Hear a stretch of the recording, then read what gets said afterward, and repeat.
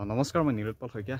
যোৱাকালি ৰাতি ৮টামান বজাৰ পৰাই বহুত ধৰণৰ কথাবোৰ বুজাই আছে যে যোৱাকালি আমাৰ এডিআৰই গ্ৰেড 4ৰ ৰিজাল্টটো দিয়া হ'ল বুলি। আচলতে তেনেকুৱা নহয়। এতিয়ালৈকে গ্ৰেড 4ৰ সন্দৰ্ভত কোনো ধৰণৰ একো ৰিজাল্ট বা নটিচ একো ওলোৱা নাই। জাষ্ট মুখ্যমন্ত্ৰী মহোদয়ে কৈ থৈছে যে অহা কালিলৈ অৰ্থাৎ 15 তাৰিখে ৰিজাল্ট দিব বুলি। মানে অহা কালিলৈ 15 তাৰিখে 11 বজাতে আমাৰ ৰিজাল্ট দিয়া হ'ব এডিআৰই গ্ৰেড 4। এতিয়ালৈকে যিখিনি কথা গম পাইছে, আমাৰ এডিআৰই গ্ৰেড 4ৰ ৰিজাল্ট দিলে ৰিয়েল ফেক এনেকুৱা বহুত ধৰণৰ কণ্টেইনত ভিডিঅ'সমূহ পাই আছে বা সেইটো তেওঁলোকৰ কথা, সেইটো ক'ব নিবিচাৰোঁ।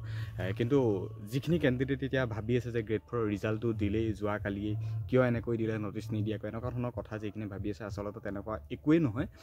গ্ৰেড 4ৰ ৰিজাল্টটো অহা কালিলৈহে দিব 11 বজাত। প্ৰায় 4,500মান পোষ্ট আছিলে গ্ৰেড 4ৰ। গতিকে মই পুনৰবাৰ কৈছোঁ, এডিআৰই গ্ৰেড 4ৰ ৰিজাল্ট অহা কালিলৈ দিব আৰু অহা কালিলৈ ৰিজাল্টসমূহ চাব পাৰিব 11 বজাত।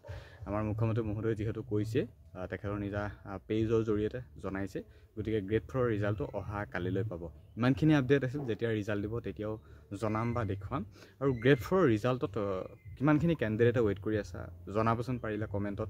মানে এডিআৰই গ্ৰেড 3ৰ সন্দৰ্ভত বহুত কেণ্ডিডেট পাইছিলোঁ, কিন্তু গ্ৰেড 4 কেণ্ডিডেট মানে মোৰ দৃষ্টিত মানে কোনো এজনকো দেখা নাই বা শুনা নাই বোলে এইজনে ভাইবা দি থৈছিল বা কিবা দি থৈছিল, তেওঁৰ ৰিজাল্টৰ কাৰণে ৱেইট কৰি আছিল। গতিকে পৰাপক্ষত অনুৰোধ কৰিছোঁ, কোনোবা যদি গ্ৰেড 4ত যদি পাছ কৰি থৈছে, কোনখন ডিষ্ট্ৰিক্টৰ পৰা গ্ৰেড 4 পোষ্টটোৰ কাৰণে ৱেইট কৰি আছে ৰিজাল্টৰ বাবে কমেণ্ট কৰিবা, জনাবলৈ নিশ্চয় নাপাহৰিবা। গতিকে কালিলৈ ৱেইট কৰা এডিআৰই গ্ৰেড 4 ৰিজাল্টলৈ 11 বজাত।